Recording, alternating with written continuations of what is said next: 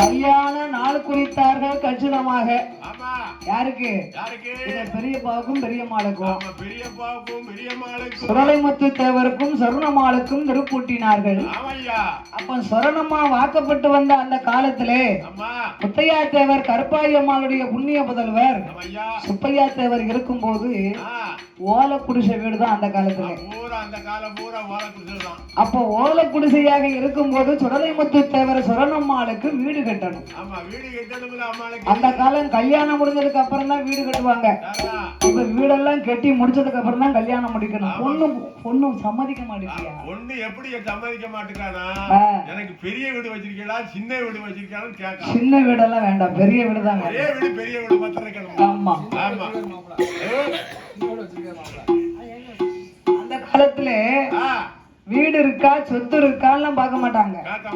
மாப்பிள்ளை நல்ல மனுஷனா இருக்காரா, அண்ணன் என்னைக்கு கூலி வேலை பார்த்தாவது நம்ம பிள்ளைக்கு கொலைக்கு கஞ்சி ஊத்துவாரா, அதைத்தான் அந்த காலம் திறமைய பார்ப்பாங்க. அதனால சுடலைமுத்து தேவருக்கு சொர்ணம்மாளை மனம் முடித்து சிலது காலமாச்சு. சுப்பையா தேவரும் கண்ணம்மாளும் தன்னுடைய மகனுக்கு வீடு வாசலை கட்டி கொடுக்கணும்னு குடிசை வீடை இடிச்சு போட்டாங்க. இந்த குடிசை வீடை இடிச்சு போட என் தாய் வடக்குத்தி அம்மா மாடாக்குழியில இருந்தாலே செவர்ல அந்த அம்மா இருக்கும் போது அம்மா இருக்கக்கூடிய அடையாளமாகவே ஒரு குத்துக்கல்லை நாட்டினார்கள். அந்த காலம் ஒரு மண்ணை பிடிச்சு வச்சா அது ஒரு தாய் தெய்வம்னா அதை வணங்கிக்கிடுவாங்க, நம்பிக்கை தான். கண்டிப்பா ஒரு குத்துக்கல் நட்டி வச்சோம்னா அது ஒரு சாமின்னு அதை கும்பிடுவாங்க. கண்டிப்பா கல்லா இருந்தாலும் கும்பிடத்தானே செய்யணும். இப்ப அவங்க வசதிக்கு தகுந்தபடி தெய்வத்தின் சிலையை அப்படியே நம்ம உருப்பிடிச்சு விட வேண்டியதுதான். ஆமா சரிதானே. அப்படி இருக்கும்போது வடக்குத்தி அம்மாள் கொலுவிருந்த இந்த குத்துக்கல்ல வீடு வாச கட்டும் போது வானம் தோண்டினாங்க இல்லையா? வானம் தோண்டும் போது இந்த கல்லை வீட்டுக்கு பின்புறமாக போட்டார்கள். எதுக்கு போட்டாங்க? சாந்து அள்ளி கொடுக்கணும், செங்கல் அள்ளி கொடுக்கணும். இந்த கல்லை எல்லா கல்லையும் கீழே போட்டு என் தாய் வடக்குத்தி அம்மா கொலுவிருந்த கல்லை மேல படி மாதிரி போட்டாங்க. தன்னுடைய மகளுக்கு வீடு கட்டுவதற்காக ஒத்துழைப்பு கொடுத்தார் அவ அப்பா சங்கர்லிங்க தேவர். அவரும் அங்கிருந்து வந்து மகளுக்கு வீடு கட்டி கொடுக்காங்க. நீங்களும் இருக்கீங்களா? இவர் ஆமான்னு சொல்லத்தால் ஆயக்கு. மகளுடைய வீட்டுல வீடு வாச கட்டும் போது மகளை பெற்ற அப்பா வந்து ஒத்துழைப்பு கொடுப்பாராம். நம்ம பிள்ளைக்கு துட்டு துக்காணி தான் கொடுக்க முடியல, கூட்டமாட வேலைகளாவது பார்க்கணும். அப்ப எங்க அம்மா இந்த பெரியம்மா சொரணம்மா அந்த கல்லில ஏறி அம்மா சாந்து கொடுப்பது செங்கல் கொடுப்பது பார்த்தால் தாய் வடக்குத்தி அம்மா. நாம கொலுவிருக்கும் மகிமையை தெரியப்படுத்த வேண்டும். இவ்வளவு நாளும் நம்ம அடையாளம் இல்லாம இருந்தோம். சிவர்ல ஒரு மாடாக்குழி வச்சு வடக்குத்தி அம்மாள் நம்மளை வணங்கிக்கிட்டு இருந்தாங்க. இந்த கல்லிலே நாம் சக்தியோடு கொலுவிருப்பதை காட்ட வேண்டும். நம்மள ஒரு கல்லுன்னு நினைச்சுதானே நம்ம மேல ஏறி இந்த அம்மா செங்கல்லும் கல்லும் கொடுத்துக்கிட்டு இருக்காங்க.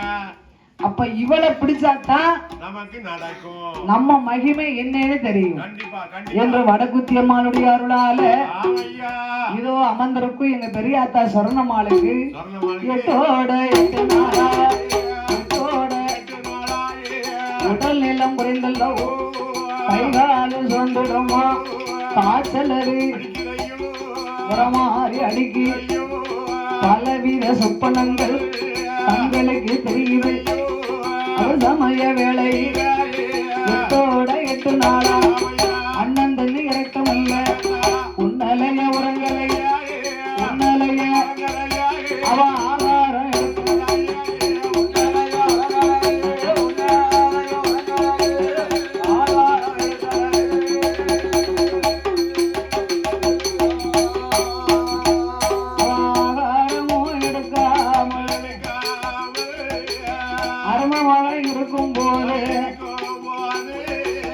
அக்கம் பக்கம் உள்ளவர்கள் வந்தமானவர்கள் என்ன செய்வான் எது செய்வான் இவளுக்கு பியாயோ பிசாசோ ஐயோ மாந்திரமோ காத்தோ கருப்பு என்று காத்தோ கருப்பு என்று கண்கலங்கி நிற்காரே ஐயா கண்கலங்கி நிற்பார்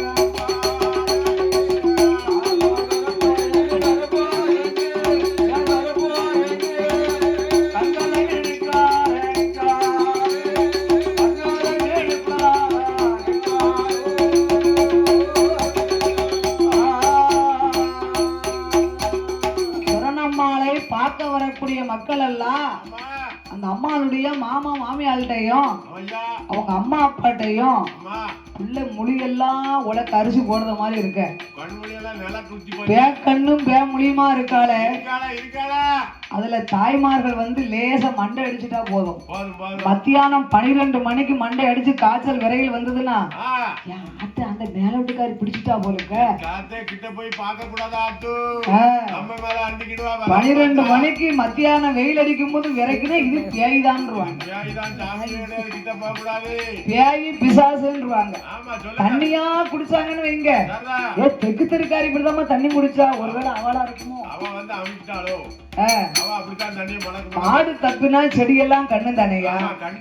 அதனால காத்தா கருப்பா பேயா பிசாசா மை மாந்திரமா செய்வேனை வஞ்சகமா தெரியலையே. அப்ப அந்த காலம் உடம்புக்கு சரியில்லை அப்படின்னா கோயில்ல உள்ள சாமியார கூட்டு வருவாங்க, இல்லன்னா பூசாரிய கூட்டிட்டு வருவாங்க. அவர் பூசை மட்டும் தான் பண்ணுவாரு, பேயெல்லாம் விரட்ட மாட்டாரு. அப்ப பெரியோர்கள் எல்லாம் கையில வெண்ணெயை வச்சுக்கிட்டு எதுக்கியா நெய்க்கு அலையணும் என்னன்னு இன்னைக்கு பாக்கணுமானா கெட்டிக்கார மனுஷன் இந்த எலத்தூர்ல சித்ராபுரத்துல கிருஷ்ணன் கோவில் பூசாதேவி கூட்டிட்டு வாங்க. நம்ம போனோம்ல வில்லுக்கு எங்க இருக்காது பரவாயில்ல, இப்ப ஞாபகமா வச்சிருக்காரு.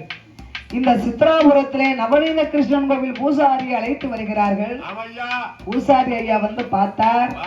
அந்த காலத்துல பூசை கொடுத்தவங்களுக்கு இது பேயா பிசாசா அப்படின்னு தெரியும், காத்தா கருப்பான்னு தெரிஞ்சிரும். இந்த பூசாரிக்கும் தெரியும், ஆனா சொல்ல மாட்டாராம். இந்த பூசாரி ஏன் சொல்ல மாட்டேங்காருன்னா சின்ன பையன் வயசு வரணுமா, வயசு வரணும்டா, அதனால சொல்ல மாட்டாரு. ஆகையினாலே சித்ராபுரத்திலே உள்ள நவநீத கிருஷ்ணன் ஆலயத்துக்கு வந்து அவர்கள் பூசாரி அழைத்து வந்தார். ஐயாவை கேட்டுடுங்கோ, என்னுடைய மருமகளும் இன்னைக்கு 8 நாள் அண்ணன் நீ இறக்கவில்ல, அவள் உன்னலைய உறங்கலைய உறக்கமதை எடுக்கலைய என்னை என்று பார்க்கணும், என்னை என்று எங்களிடம் சொல்லணும்.